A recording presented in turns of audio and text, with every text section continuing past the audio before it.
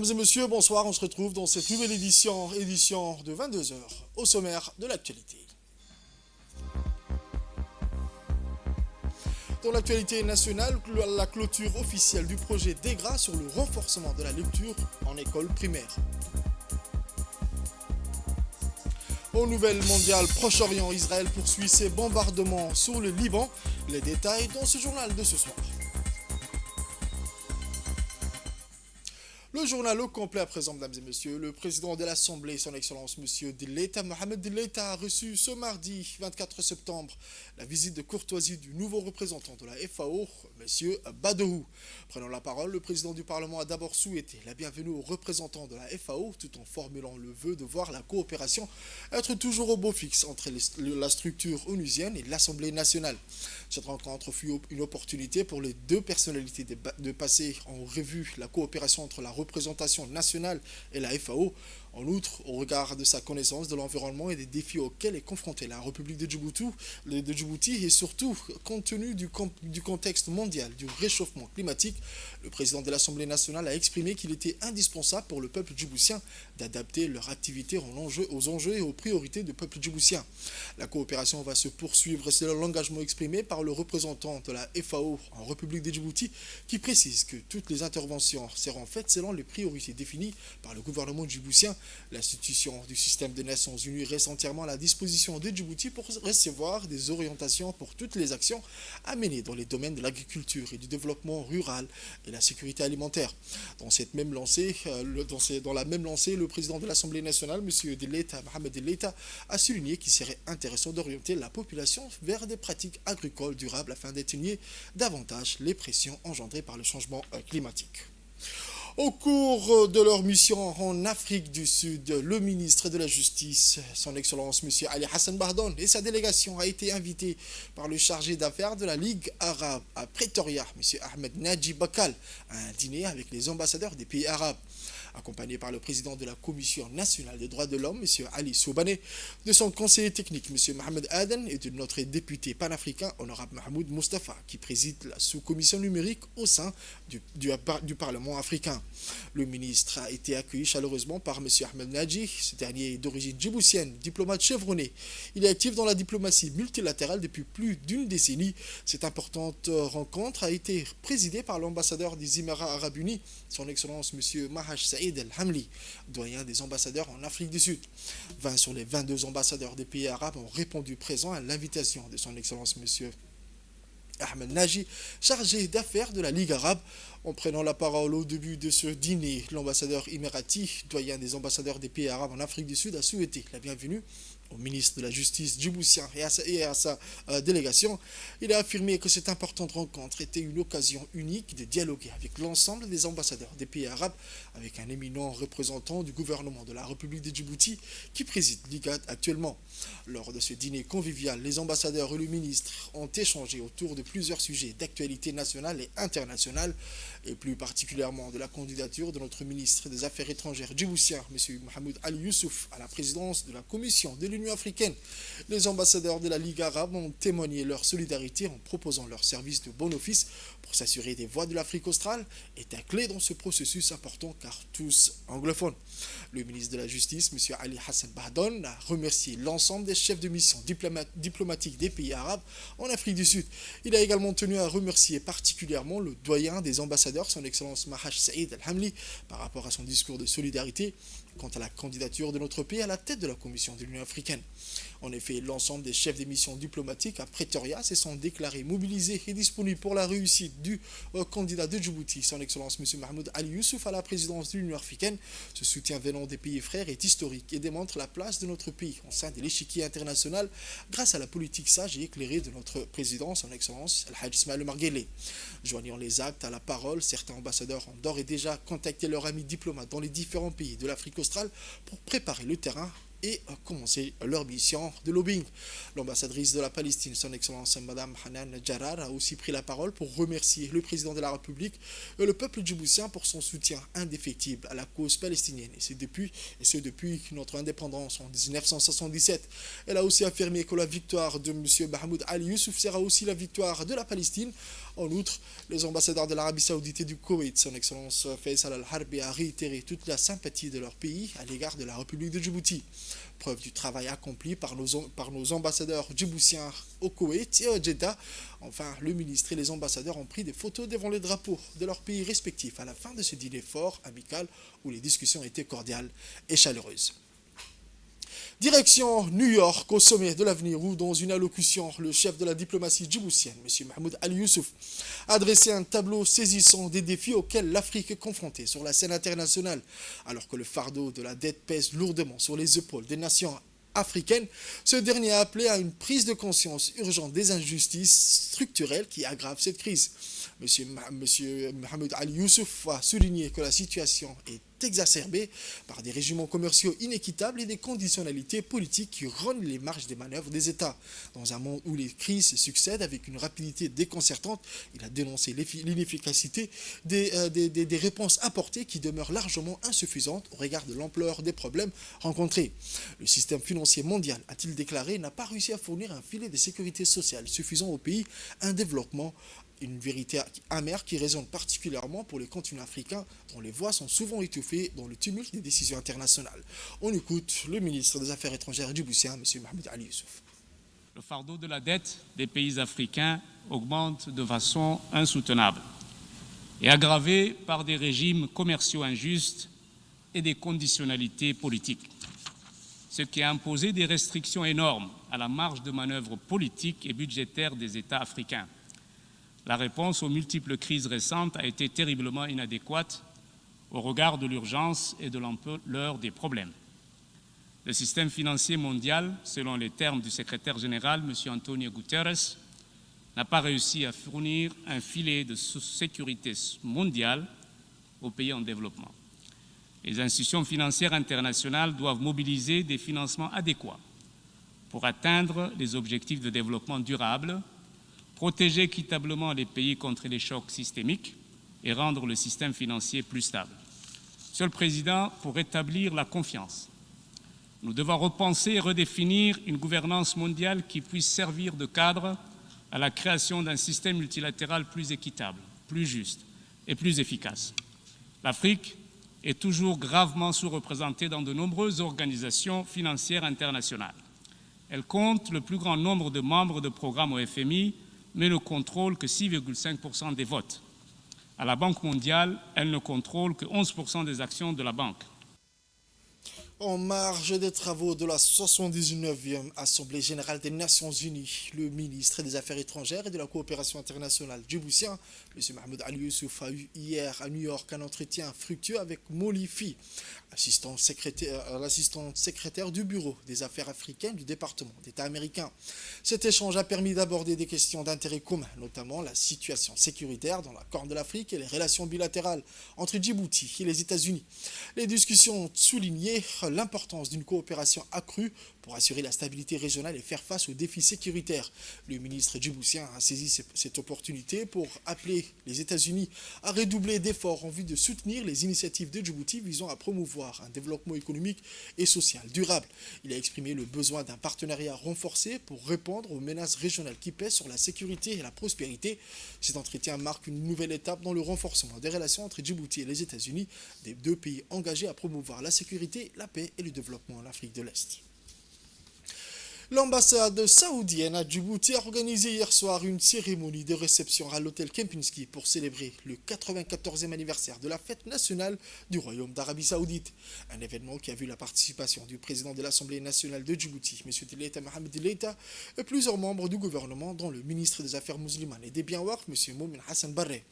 Des personnalités civiles et militaires de premier plan, ainsi qu'une élite d'hommes d'affaires et de représentants d'organisations non gouvernementales étaient également présents. Les invités de marque ont été chaleureusement accueillis par l'ambassadeur de Sa Majesté le roi des deux saintes mosquées à Djibouti, M. Faisal Ben Sultan Al-Qabani, entouré de ses plus proches collaborateurs. Les relations bilatérales entre le Royaume et Djibouti représentent un exemple remarquable de coopération constructive avec des liens historiques, culturels et économiques solides entre les deux pays.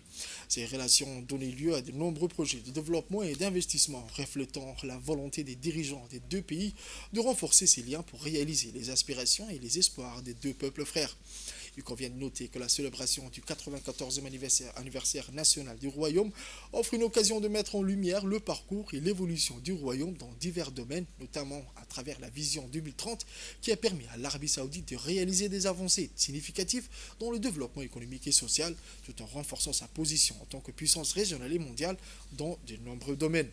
Dans ce contexte, la coopération entre l'Arabie Saoudite et Djibouti demeure un élément essentiel pour consolider la sécurité et la stabilité dans la région, tout en créant des opportunités de développement mutuel profitables aux deux peuples frères.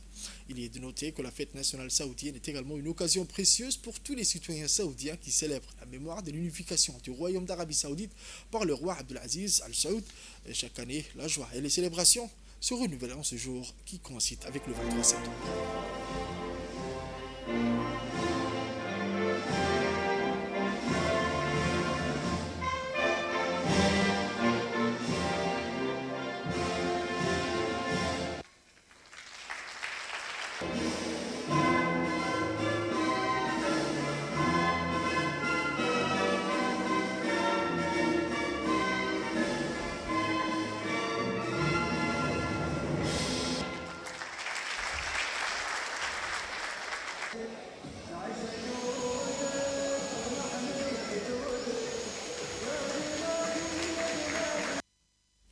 Place au discours officiel à présent. Lors de cette occasion, l'ambassadeur de Sa Majesté, le roi des deux lieux saintes à Djibouti, M. Faisal Ben Sultan Al-Qabani, a accueilli les invités, exprimant la fierté du royaume pour ses relations stratégiques profondes avec Djibouti. Chaque année, l'anniversaire de la fête nationale, a-t-il indiqué, nous rappelle cet événement historique majeur. Le 19 septembre 1932, un ordre royal a été émis pour proclamer l'unification du pays sous le nom du royaume d'Arabie Saoudite. C'est le jour où le fondateur, le roi Abdelaziz Ben Abdurrahman, a uni ce grand pays sous la bannière de l'unité. Le royaume est devenu l'une des nations avancées, influençant la sécurité et la stabilité du monde en raison de sa position stratégique, de son poids spirituel et de son importance économique qui lui ont permis de figurer parmi les plus grandes économies du monde, ainsi qu'à être membre du G20. De plus, Dieu a honoré le royaume en l'érigeant au gardien de 2 saintes mosquées, faisant de lui la Qibla pour les musulmans, en consacrant toutes les ressources nécessaires pour prendre soin du lieu saint et offrir confort et sécurité aux pèlerins.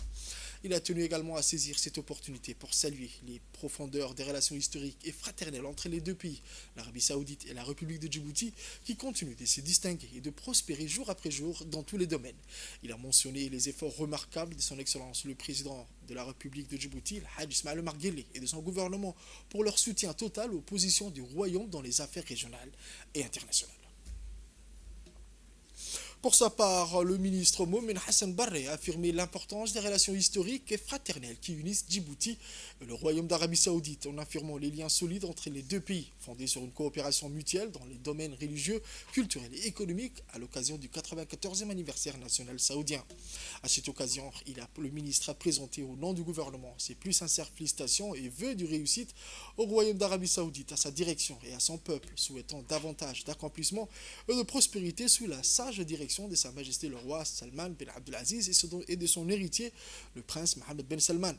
Les relations entre Djibouti et l'Arabie Saoudite sont un modèle à suivre en matière de fraternité et de coopération fructueuse à tous les niveaux, soutenu par son Excellence le Président Al-Hadj Ismaël Omar Guelleh et le roi des deux lieux saints. L'Arabie Saoudite a toujours été un partenaire actif et un soutien à la paix et à la stabilité dans notre région.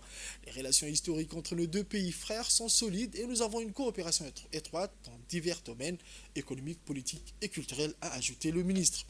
À Djibouti, a-t-il indiqué, en tant que gouvernement et peuple, sommes fiers de ce partenariat et inspirant à davantage de coopération et de travail commun à l'avenir pour le bien-être et la prospérité de nos deux peuples frères. À cette occasion, le ministre a tenu à réaffirmer l'engagement ferme de Djibouti à renforcer et à consolider ce partenariat distingué, ainsi qu'à travailler ensemble pour réaliser un plus grand bien-être et développement pour nos deux peuples et pour toute la région. Actualité mentionnée dans les titres. Hier, le 23 septembre 2024, s'est tenue au Sheraton Hotel la cérémonie de clôture du projet de renforcement de la lecture dans l'enseignement de base, communément appelé en anglais DEGRA. Cet événement organisé par le ministère de l'Éducation nationale et de la formation professionnelle en collaboration avec l'USAID et l'organisation internationale FHI 360 marque l'achèvement d'une initiative clé pour l'éducation à Djibouti. présidé par Mohamed Abdallah Mayoub, secrétaire général du MENFOP, en présence du chargé d'affaires de l'ambassade des États-Unis à Djibouti. La cérémonie a réuni des hauts responsables du MENFOP, des représentants de l'USAID, des membres du corps enseignant ainsi que des représentants des associations des parents d'élèves, mais aussi le comité de gestion des écoles. Après les discours des officiels, une présentation du projet et un film retraçant le parcours du projet ainsi que les 3 composantes clés qui ont structuré son développement ont été projetés au début de la cérémonie. Le film riche en images et en témoignages a permis aux participants de revivre les moments forts de l'initiative, illustrant les progrès réalisés et l'impact significatif sur les élèves et les communautés. Ce projet, nommé DEGRA, mené de 2019 à 2024, a fortement amélioré les compétences en lecture des élèves du primaire. Un projet qui a également mis l'accent sur la sensibilisation des communautés en renforçant les capacités des organisations de la société civile, avec des programmes visant à promouvoir la lecture grâce à un engagement communautaire accru.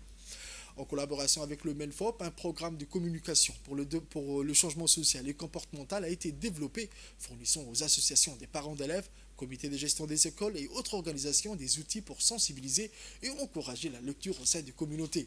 Le projet a également renforcé les politiques éducatives et optimisant le suivi et l'évaluation des apprentissages. À la fin de la cérémonie, des attestations des reconnaissances ont été remises aux différents acteurs du projet. Une remise de prix qui a été un moment émouvant, mettant en lumière les contributions précieuses des enseignants, des parents d'élèves et des responsables du MENFOP, des partenaires institutionnels ainsi que leur engagement vers l'amélioration de la lecture dans l'éducation de base. On écoute à présent le chargé d'affaires de l'ambassade des États-Unis, Mr. Christopher Snipe, qui a souligné que 55 000 enfants des écoles primaires ont bénéficié de ce projet. Aujourd'hui, pour cette clôture, nous devrions tous retenir un chiffre. Ce chiffre est 55 000. C'est le nombre d'enfants qui ont bénéficié du projet grâce à une étroite collaboration entre le gouvernement américain et le ministère de l'Éducation nationale et de la formation professionnelle. Lorsque le projet a débuté, environ 20% des enfants dans les écoles publiques à Djibouti savaient lire. 5 ans plus tard, le pourcentage d'enfants lisant au niveau scolaire a plus que doublé. Tous ceux qui ont participé à la réalisation de ce projet peuvent être fiers de ce résultat. C'est un grand résultat. Félicitations aux nombreuses institutions qui ont participé, notamment l'UNFD et le CLIPEN, pour avoir relevé ce défi avec nous, ici à Djibouti-Ville et dans les 5 régions du pays. Je tiens également à reconnaître le travail des enseignants, des directeurs et des chefs d'établissement qui ont mis en œuvre ce programme chaque jour dans leur classe. Tout aussi important, je souhaite souligner le rôle fondamental que jouent les parents dans l'éducation de leurs enfants. Les États-Unis sont fiers de soutenir le gouvernement djiboutien dans ses priorités nationales, en particulier pour renforcer la qualité de l'éducation avec le ministère de l'Éducation nationale et de la formation professionnelle. L'éducation est sans aucun doute la fondation sur laquelle repose le développement d'une nation.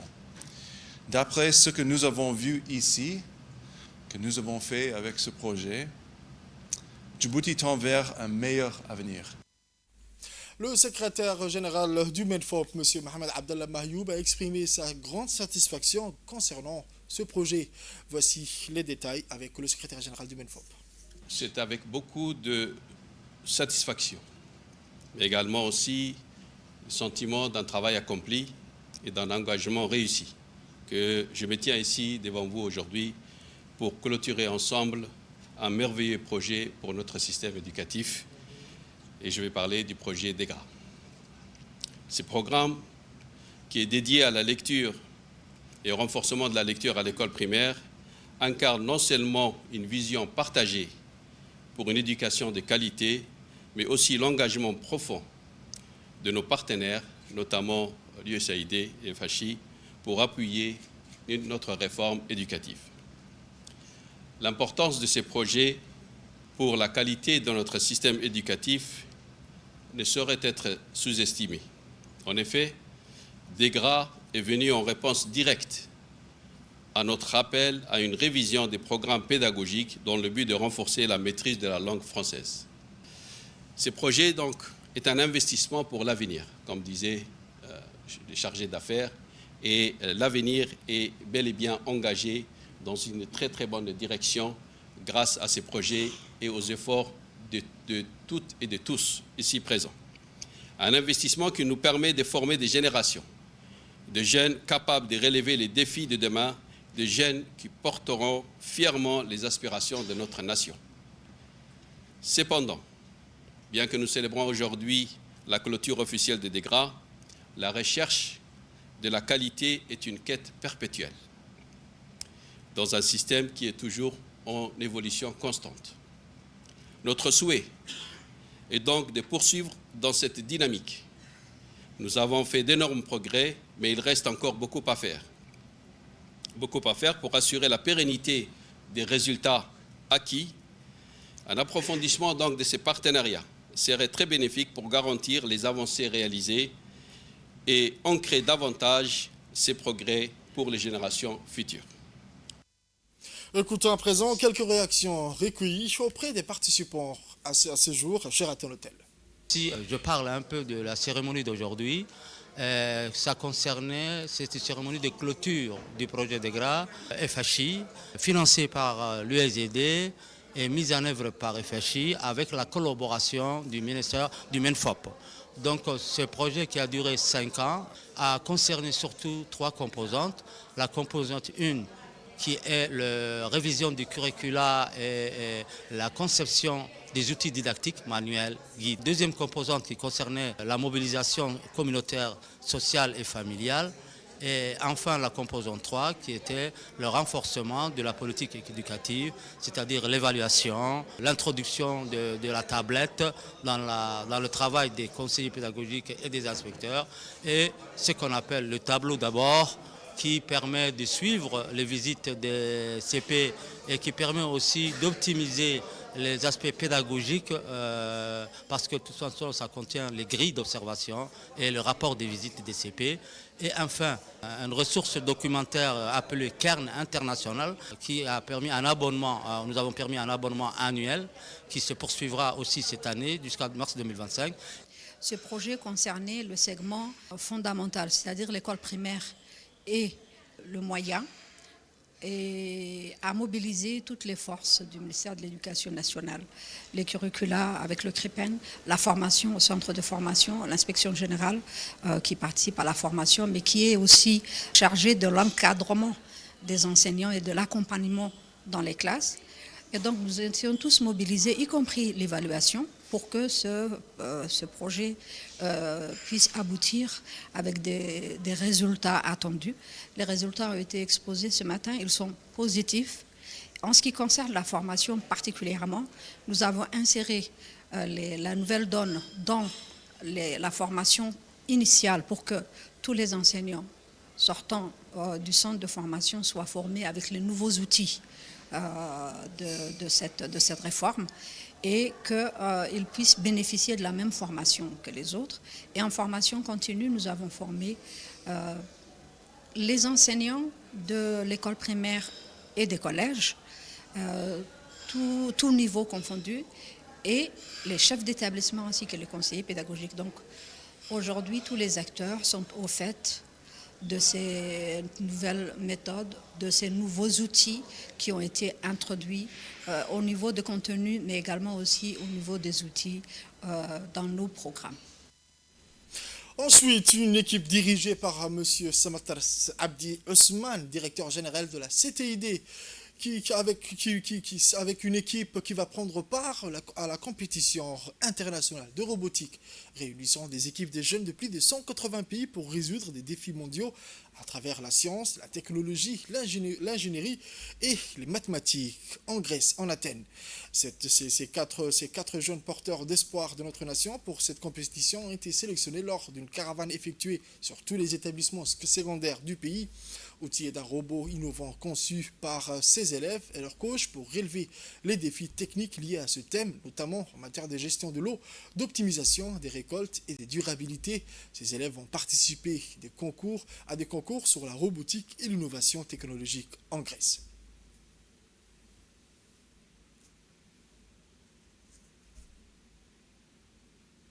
Djibouti au concours international qui s'intitule First Global Challenge. Le First Global Challenge chaque année à différents thèmes. Cette année, c'est le Feeding the Future, c'est-à-dire nourrir l'avenir. Et on a construit un robot pour répondre au challenge, c'est-à-dire on a construit un robot, le robot a 2 mains, et le robot doit porter 2 balles, une balle verte et bleue. La balle verte représente l'énergie et la balle bleue représente l'eau, et on doit combiner les 2 balles pour produire la nourriture. Et on espère gagner ce concours, au moins le top 5 si vous voulez. Et je remercie TID et son directeur, M. Samatar, et notre formateur, M. Emmanuel, et à ma famille, à ma sœur, et les profs et mes camarades de classe aussi. Et je remercie encore une fois le directeur de nous avoir donné l'honneur de nous programmer pendant 11 mois. Aujourd'hui, je participe au First Global 2024 qui aura lieu en Athènes, et notre objet de notre visite est participer à la compétition internationale de robotique qui aura lieu au 26 au 29. Nous sommes issus d'une formation qui s'appelle Code for You. Le First Global qui est une compétition de robotique, et il faut rassembler l'eau et l'énergie pour créer une alimentation durable au futur. Je remercie le CTID de nous avoir formés, de nous avoir laissé participer au First Global, c'est qu'il y a une chance immense pour nous les jeunes.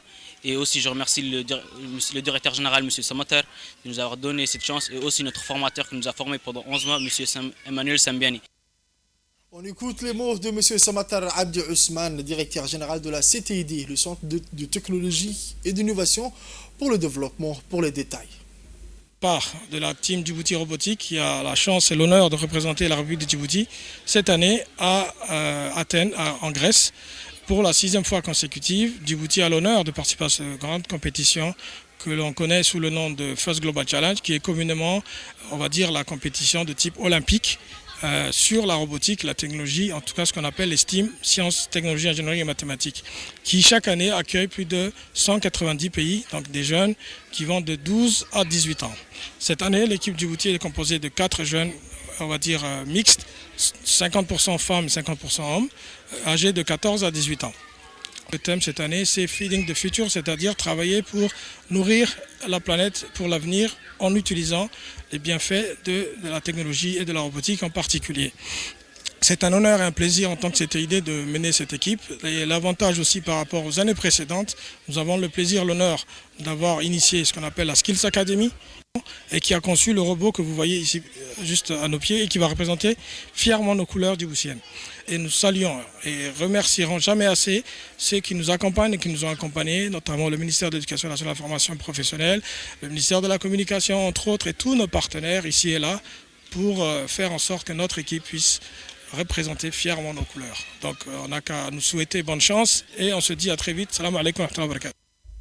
Direction d'Ikil, où lundi hier, 23 septembre, Mme Fatih Alouane, directrice de la santé et du développement social de l'IGAD, s'est rendue à Dikil pour présider la cérémonie d'ouverture de la réunion transfrontalière intra- et interpays entre l'Éthiopie et Djibouti dans la région de l'Unité. Accueilli en grande pompe par le préfet de la région de Dikil, M. Hassan Abdi Roble. Peu après leur arrivée, la réunion transfrontalière intra- et interpays entre l'Éthiopie et Djibouti s'est ouverte, organisée par l'IGAD en partenariat avec le Global Fund. Cette rencontre vise à évaluer les progrès réalisés dans la mise en œuvre du plan d'action issu de la santé pour lancer les réunions entre les experts des ministères de la santé des deux pays autour des thèmes centraux de la coopération et de la collaboration des systèmes de santé dans les zones transfrontalières marginales pour lutter de manière effective contre la tuberculose et la malaria. Au-delà d'un déficit de couverture en matière de santé le long de ces zones transfrontalières, les autorités nationales au sommet de l'État membre ont doté l'IGAD du privilège de pouvoir, de par son mandat régional, d'intervenir directement dans les zones transfrontalières afin d'élargir et renforcer les interventions du système de santé national dans ces zones. Participer à une réunion comme celle-ci. Beaucoup de choses ont été recommandées et aujourd'hui on est là, les experts sont là pour discuter ce qui a été fait, ce qu'on doit améliorer et les recommandations. Vous savez très bien que cette rencontre transfrontalière est importante pour la collaboration de la prise en charge des maladies contagieuses telles que la tuberculose, les malarias ou toute autre maladie contagieuse. Vous savez très bien aussi que les maladies n'ont pas de frontières. Et c'est pour diminuer essentiellement les pertes de vie. Et ça nous arrive plusieurs fois qu'un malade qui a pris des traitements antituberculés, qui vient ici et on les donne aussi. En fait, un patient qui est dédiqué par l'autre côté de l'utopie et parce que les gens sont liés dans la famille. Ça, c'est une réalité que nous vivons tous les jours. Et c'est aussi important s'il y a une épidémie qui se déclare d'une part ou d'autre de la frontière, qu'on s'informe très rapidement et pour stopper de telles maladies endémiques. Et je vous souhaite la bienvenue et j'espère que cette réunion sera bénéfique pour nos deux pays. On écoute le préfet adjoint de Dikil, M. Youssouf Ali Iye. Madame la directrice sociale, Madame responsable de la délégation éthiopienne, le technicien de la santé éthiopienne et djiboutienne de la sous-région, soyez les bienvenus dans notre région pour participer à la réunion de la collaboration transfrontalière et la diffusion de résultats et l'état de préparation des services de lutte contre le VIH, la tuberculose et le paludisme dans les zones transfrontalières des deux pays. À cet effet, j'espère que votre réunion et vos discussions aboutiront à des résultats positifs pour lutter contre ces trois maladies qui posent de vrais problèmes de santé à nos concitoyens de la sous-région. En fin de compte, je vais conclure donc en vous souhaitant à ce que vous tirez les meilleurs profits lors de cette réunion. Et là, je déclare la réunion ouverte. Voici un extrait de l'intervention de Mme Fathiya Aboubakar Alwan qui a indiqué que l'IGAD entamait ses réunions transfrontalières à Djibouti, qui est hôte et préside l'IGAD. Bienvenue et en fait, ça me fait plaisir ici de représenter le secrétaire exécutif de l'IGAD pour cette réunion entre les deux experts, les pays de l'Éthiopie et Djibouti, surtout du ministère de la Santé, pour discuter en fait de la coopération régionale de nos deux pays. Comme vous le savez, en fait, l'IGAD, c'est votre organisation intergouvernementale, mais aussi régionale. Et surtout dans le domaine de santé, notre mandat surtout est de travailler dans les zones transfrontalières et surtout en fait de fournir le soin de base pour les populations réfugiées, pour les populations hautes, pour les populations nomades, mais surtout les populations qui sont autour des zones transfrontalières. Donc en fait, je remercie beaucoup les experts de la région de Dikil et les environs et surtout aussi le préfet adjoint. Merci beaucoup donc moi, je vous souhaite une réunion très fructueuse pour les 2 prochains jours. Merci beaucoup. En nouvelle mondiale à présent, direction Gaza, où dans les camps de Dar el-Balah, à Gaza, des milliers de Palestiniens déplacés attendent chaque jour avec espoir la distribution de nourriture et d'eau. Ces produits essentiels à leur survie proviennent majoritairement de l'aide humanitaire acheminée au cours des derniers mois. Cependant, la situation devient de plus en plus tendue. Les familles épuisées doivent patienter durant des longues heures dans d'interminables files d'attente. La rareté des rations provoque des tensions, entraînant parfois des altérations. Selon les Nations Unies, ce conflit a déplacé 90% des Palestiniens de Gaza, la plupart s'étant réfugiés dans des camps au centre et au sud de l'enclave. Le conflit, qui dure depuis presque 1 an, est l'un des plus meurtriers qu'ait connu Gaza. Le bilan s'élève désormais à près de 45 000 morts. Et ensuite, je vous le disais dans les titres, l'aviation israélienne a poursuivi mardi ses bombardements sur des villes et localités du gouvernorat des Baalbek Hermel, au nord-est de Liban, qui ont décimé des familles entières et déplacé des habitants. L'agence de presse officielle libanaise ANI a indiqué que des avions de chasse israéliens ont lancé des raids sur la ville de Baalbek et les localités de Dourès, Basalia et Shaat, situées dans le gouvernorat des Baalbek Hermel. La même source a indiqué que des familles entières ont été décimées dans les bombardements israéliens. Plusieurs personnes ont été également blessées et transportées à l'hôpital, a ajouté ANI sans donner un bilan précis. Toujours selon ANI, les raids israéliens ont provoqué une vague de déplacés dans le gouvernorat vers des localités voisines éloignées de la zone ciblée. Des salles réservées aux événements relevant des mosquées de Baalbek Hermel ont été ouvertes pour accueillir les déplacés. C'est tout pour ce journal de 22h, mesdames et messieurs. Merci à vous de l'avoir suivi et restez avec nous pour la suite du programme sur Télé Djibouti.